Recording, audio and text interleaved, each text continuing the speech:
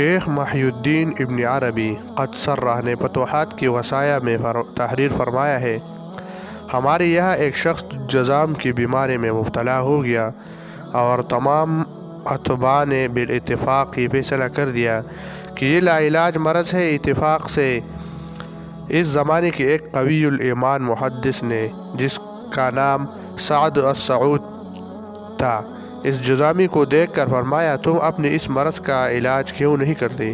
غریب جذامی نے اب دیدہ ہو کر کہا، حضور، میرے اس مرض کو تمام طبیبوں نے لا علاج قرار دے دیا ہے، اس لیے اب میں مایوس ہو چکا ہوں۔ یہ سن کر سعد السعود محدث نے فرمایا، یہ تمام اطباء جھوٹے ہیں، اور میرا ایمان ہے کہ سارے عالم میں سب سے بڑھ کر حاذق طبیب میرے رسول اللہ صلی اللہ علیہ وسلم ہے، اور کلونجی کے بارے میں آپ کا ارشاد ہے، وہ موت کے سوا تمام بیماریوں کی دوا ہے، اور جذام بھی ایک مرض ہے، اس لیے یقیناً کلونجی اس کی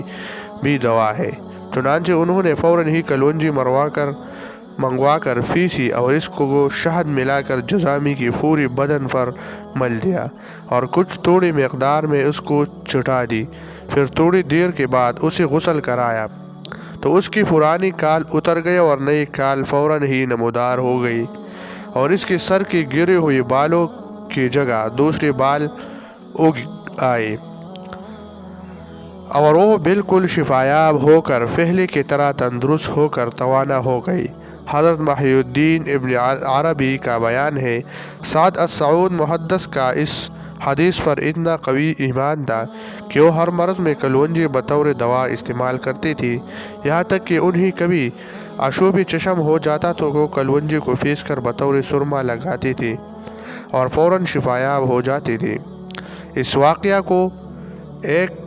کامل الایمان عالم بعمل کی کرامت کے سوا اور کیا کہا جا سکتا ہے، مگر اس کرامت کی ظہور کے لیے یہ شرط ہے کہ فرمان رسول پر سعد السعود جیسا کہ یقین محکم اور کامل ایمان ہونا ضروری ہے۔